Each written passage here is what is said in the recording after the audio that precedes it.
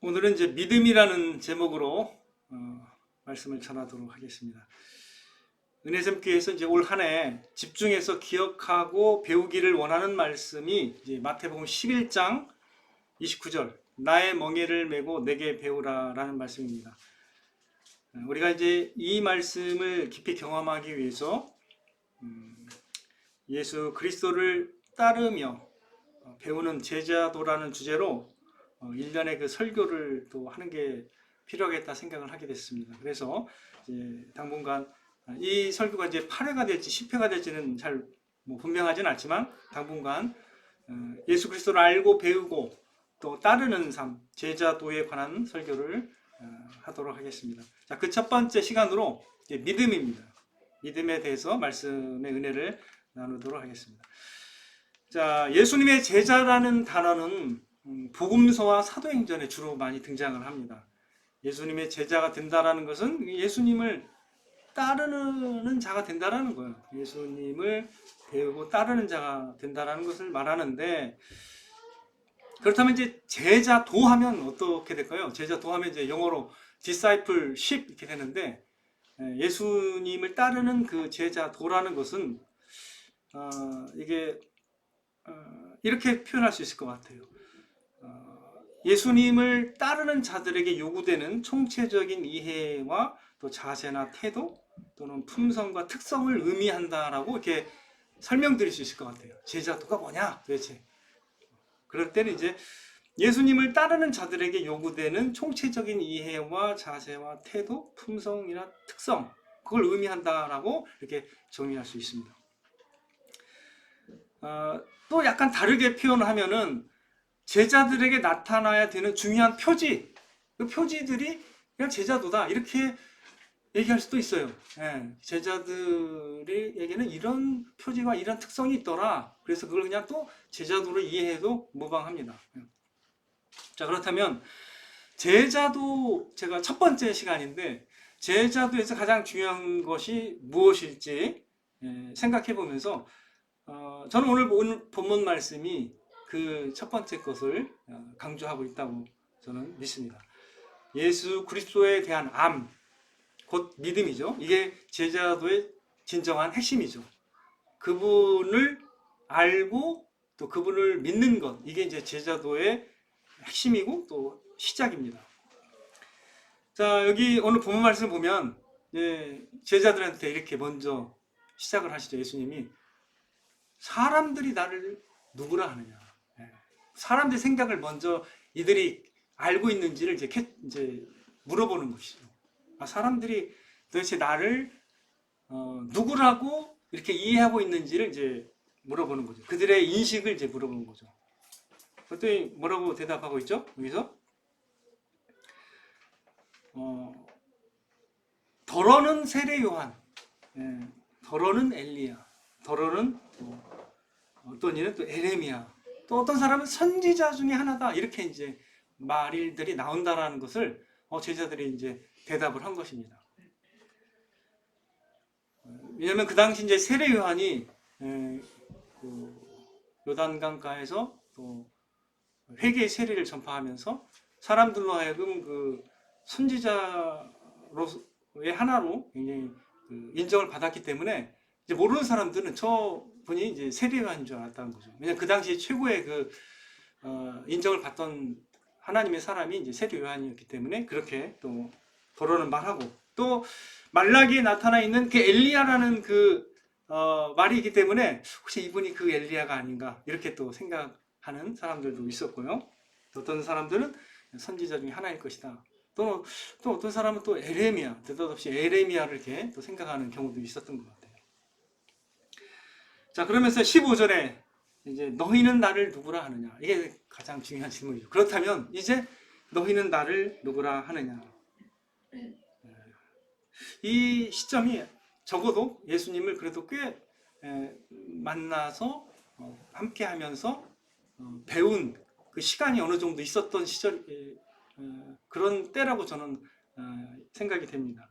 적어도 만남이 뭐 한두 번이 아니고 꽤 굉장히 마태복음 16장이니까 꽤 많은 것들을 함께 했었죠.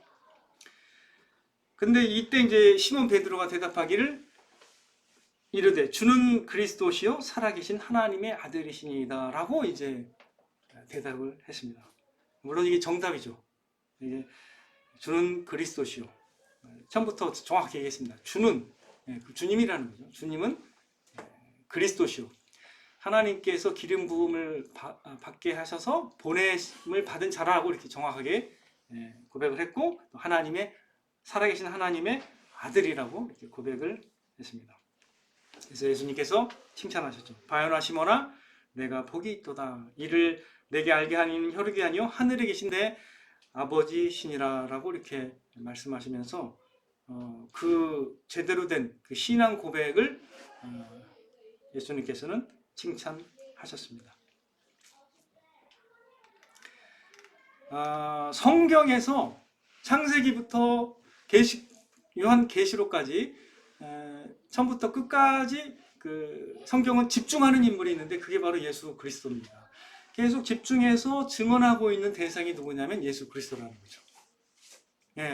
그래서 믿음은 뭐냐 이렇게 우리가 생각할 때는 성경에서 증언하는 그분을 바로 이해하는 것이라는 거죠. 그게 믿음이에요. 그러니까 우리가 이렇게 좀 통일성 있게 큰 시각으로 예수님이 누구신가를 이해할 필요가 있습니다. 성경 처음부터 끝까지 증언하고 있는 대상이 누구라고요?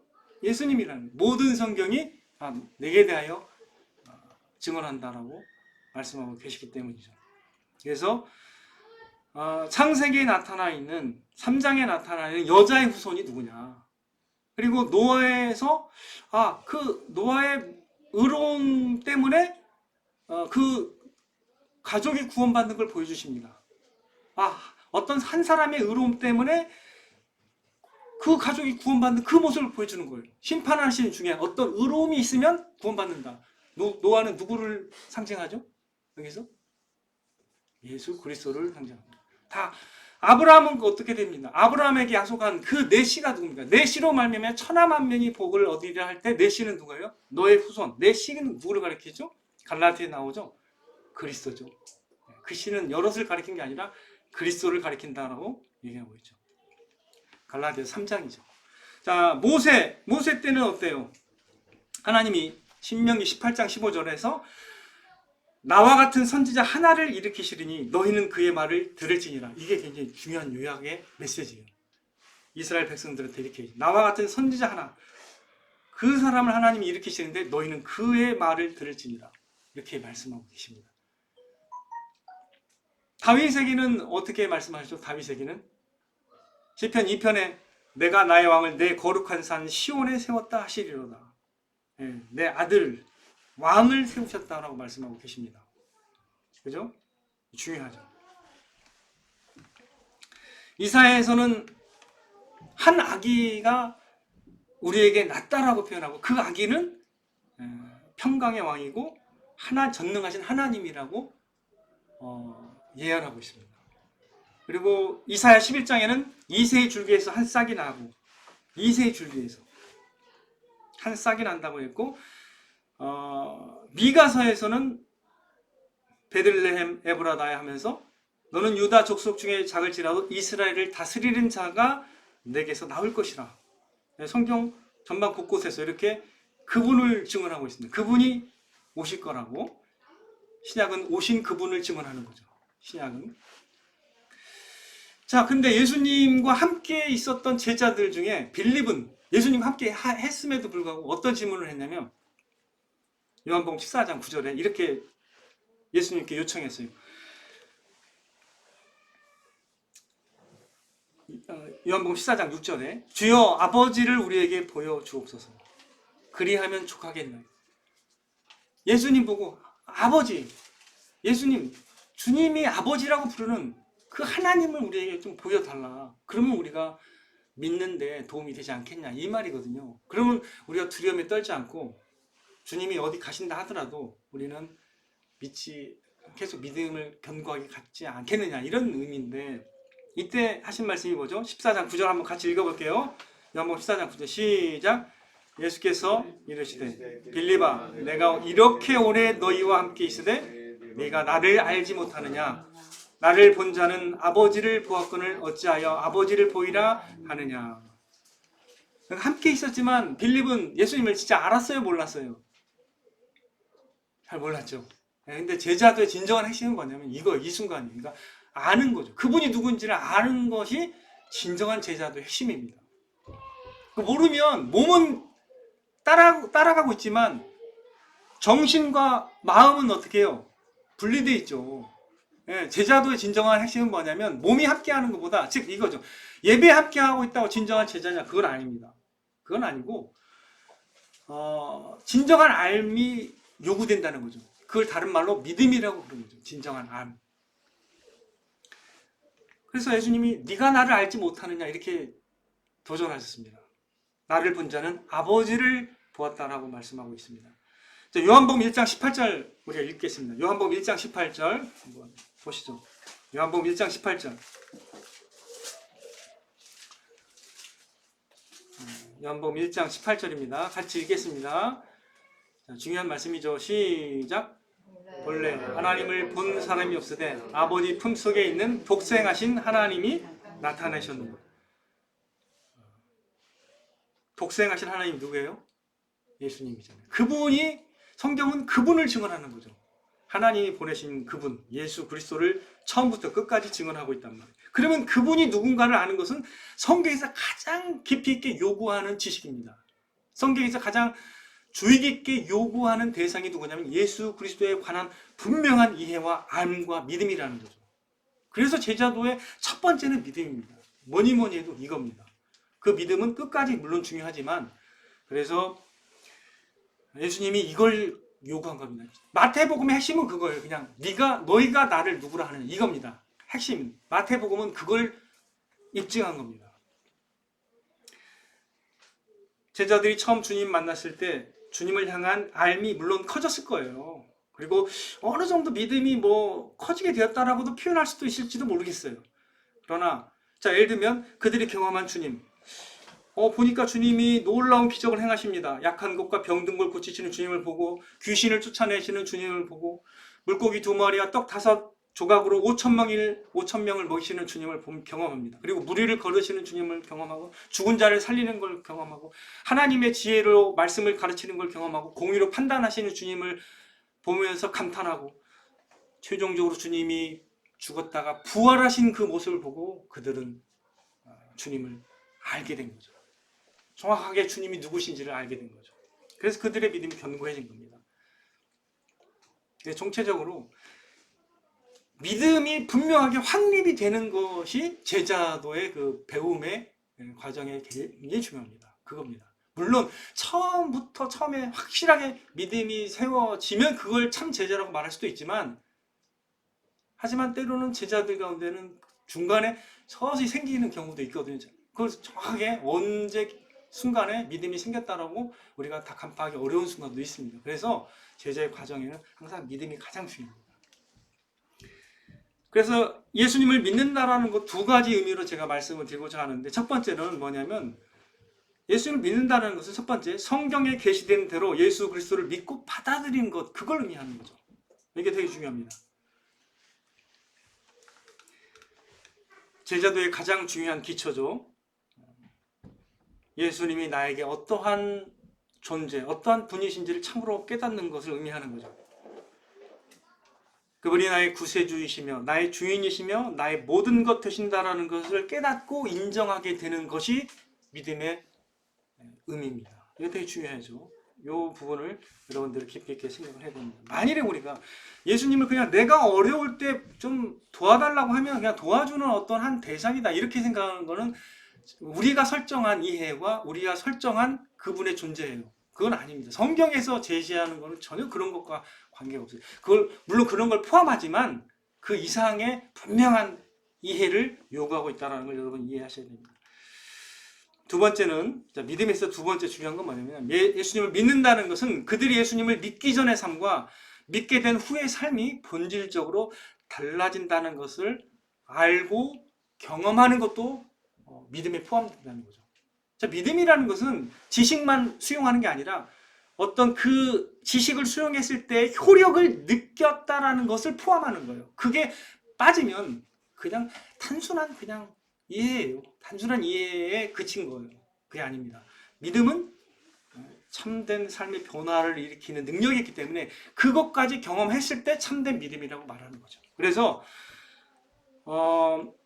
이전과는 다르게 예수님을 믿게 된 후에 그들의 마음과 삶에 찾아온 놀라운 복음의 효력을 경험하게 되는 거죠. 그래서 이전에 생각이 달라지고 가치관이 달라지고 삶의 양상이 달라지는 거예요. 이게 이제 진정한 믿음의 능력입니다. 그래서 이것까지 포함한다는 걸 여러분 기억하시기 바랍니다. 제자도에서 요구하는 게 단순한 어떤 분명한 알뿐이냐, 그렇지 않고 그 플러스 그거의 효력을 느끼고 감사하고 있느냐, 기쁨이 있느냐, 그걸까지 얘기하고 있다는 걸 여러분 기억하시기 바랍니다. 한 예로 제가 이거에 관해서 이런 예를 좀 들고 싶어요. 이제 북한에 살다가 이제 남한에 대한 소식을 어떤 경로를 통해 이제 접하게 됩니다. 여하튼 뉴스를 통해 듣든 드라마를 통해서 듣든 또는 음악을 통해 듣든 남한 사람들이 좀 잘 먹고 잘 산다는 걸 좀 듣게 돼요. 그래서 또한 남한 제품들을 사용해 보면서 자, 여러분이 북한의 사람이라고 생각한다면 자, 처음에는 이제 여러분이 세뇌받은 것은 그게 아닙니다. 남한 사람은 치질이도 굉장히 가난하고 썩어 빠진 그 자본주의 사회에 살고 있기 때문에 그들도 거지같이 산다. 이렇게 이제 계속 교육을 받았다고 생각합시다. 근데 그들이 만든 제품이 너무 좋은 거예요.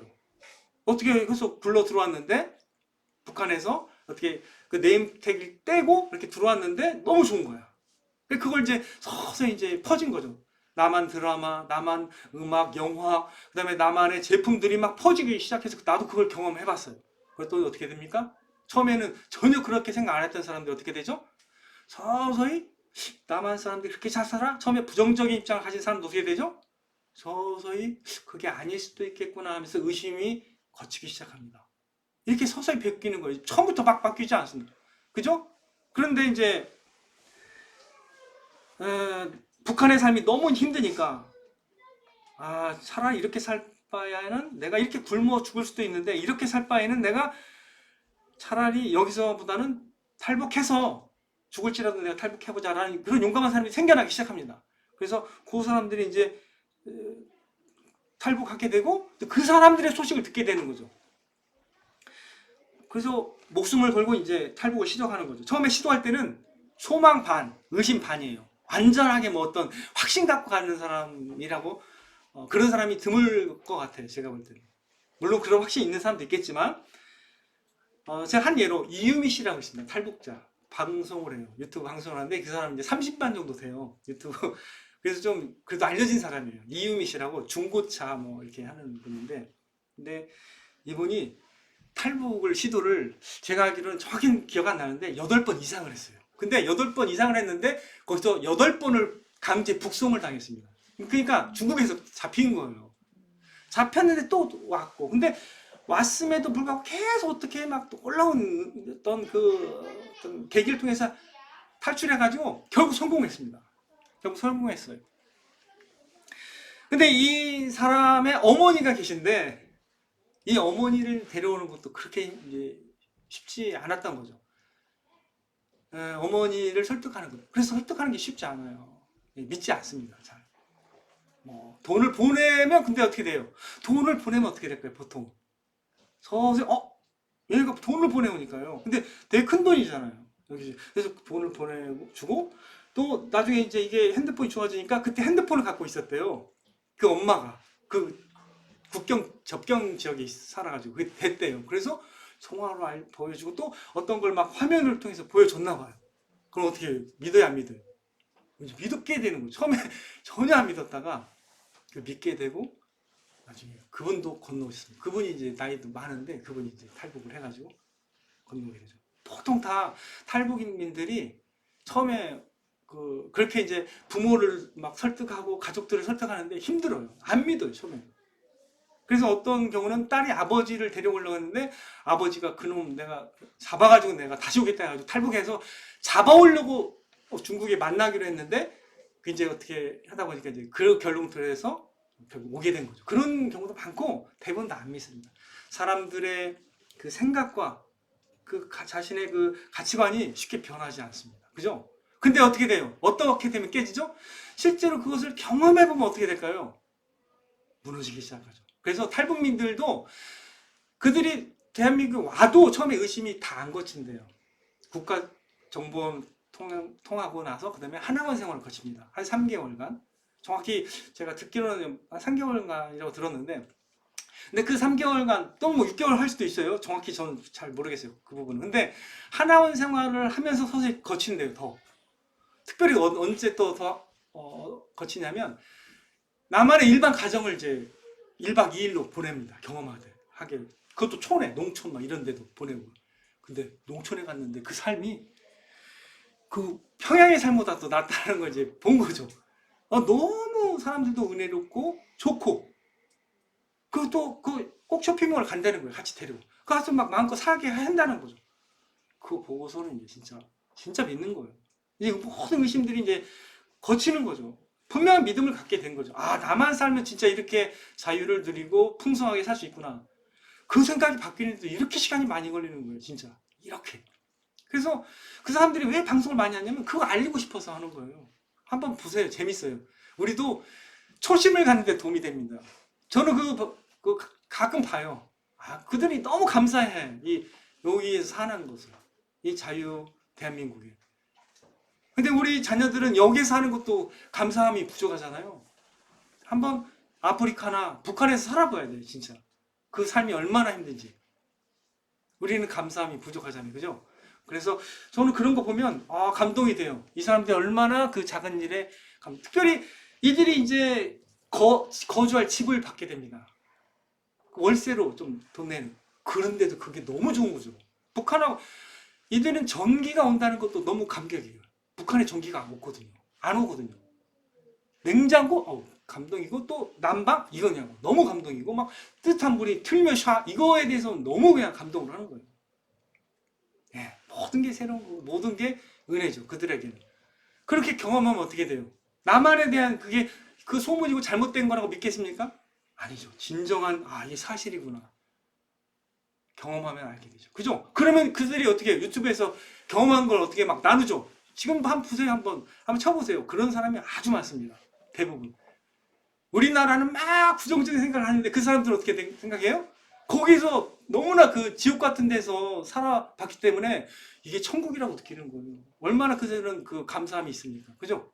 우리는 그냥 여기서 이제 굉장히 감사가 적을 수도 있다는 거죠. 그래서 여러분들의 마음을 새롭게 하고 싶으면 차라리 거기다 한번 보세요. 좋습니다. 이제 여러분들 신선해질 거예요. 자, 제가 이렇게 경험에 대해서 말씀을 드렸습니다. 다 모든 의심이 또 잘못된 어떤 생각들이 경험하면 다 사라지게 됩니다. 진짜 경험하면. 이것이 바로 새로운 삶의 가치를 알고 경험한다고 하는 것의 좋은 예일 것입니다. 믿음으로 복음의 효력을 경험하는 것도 이와 같은 거예요. 물론 이거보다 더 깊고 풍성하지만 이와 같은 거예요. 예.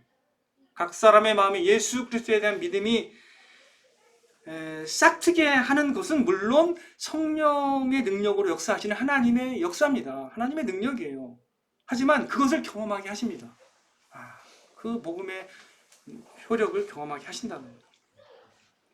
특별히 예수 그리스도를 통해서 행하신 일, 십자가에서의 죽으심과 그 부활이 성경에 계시된 대로 확증되고 성취되었다는 것을 믿게 하신다는 거예요.